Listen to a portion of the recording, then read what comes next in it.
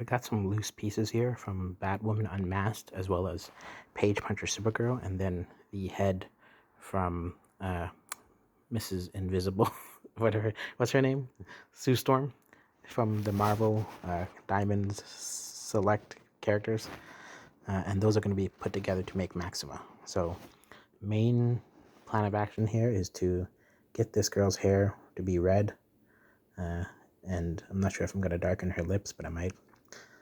Remove this S from the Supergirl so I can use the chest, and then maybe doing a slight carving into the character in order to get a kind of exposed chest skin area, and then take this belly piece from the Batwoman Unmasked so that I can have an exposed belly for Maxima, and then I'm thinking I'm going to use just the Supergirl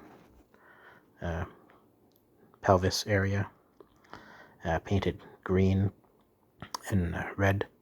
And then for the legs, I feel like the Page Punchers Supergirl has way too much stuff on it, so I'm probably going to go with the Batwoman one.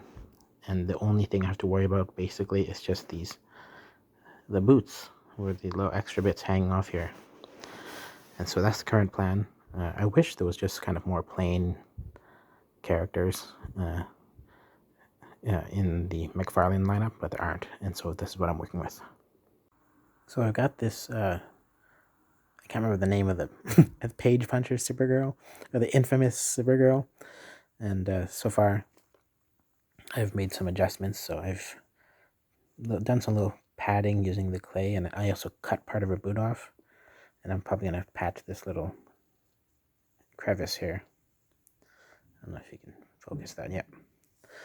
And then I'm going to add some more pieces. All the pieces that are covered in green right now, except for the arms, they're actually supposed to be flesh.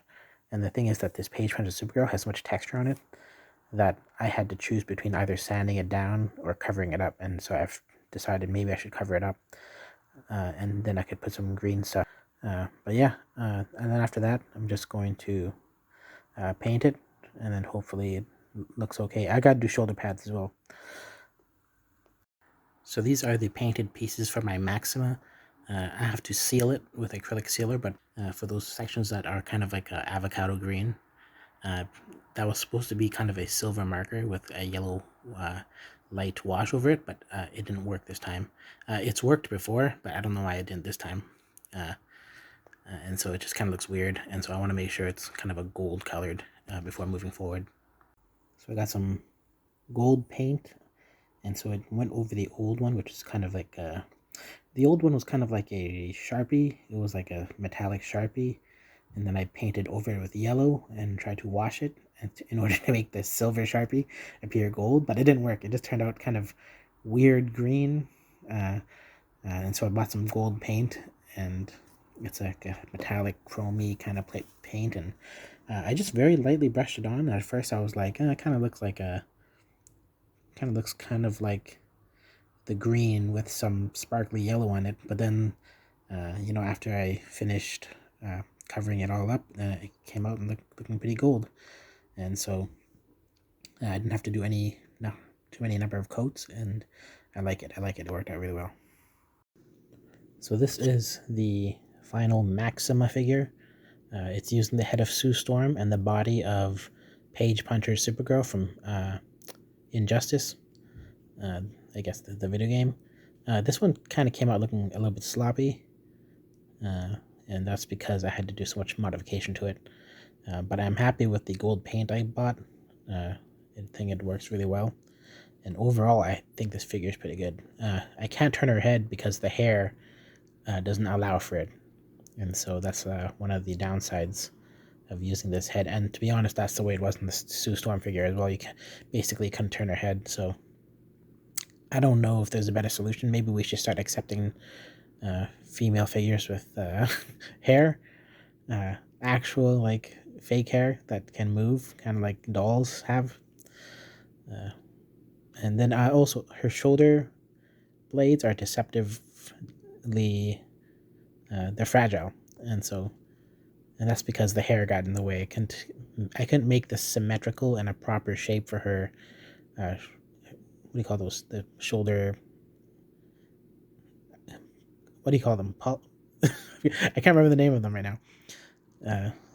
Did I just say it, or did I not say it? Anyways, then the last most difficult thing that I'm least satisfied with is her cape, and that's because she has a really enigmatic cape in the pictures during this time era.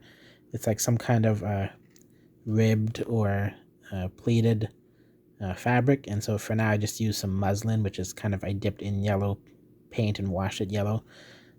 But I tried to fold it, and I think I would have to iron it to get all those pleats in, but for now it's too late for that. I'll just leave it there, and I'll just chalk it up to whatever. And so yeah, overall, I would say this Maxima turned out pretty good. I like that she's tall as well. So if I put her next to the, this was supposed to be, this Michonne figure that was the base for this was supposed to be 7 inches as well. But I don't think it's really 7 inches. I'm starting to understand that whenever they say 7 inches, they just mean 7-inch scale. But yeah, I like that Maxima is actually quite tall. She's supposed to be kind of taller than Superman, I think. I don't know if she actually is taller than Superman. Let me check. Yeah, so no, they're, wait, yeah, I think she might be.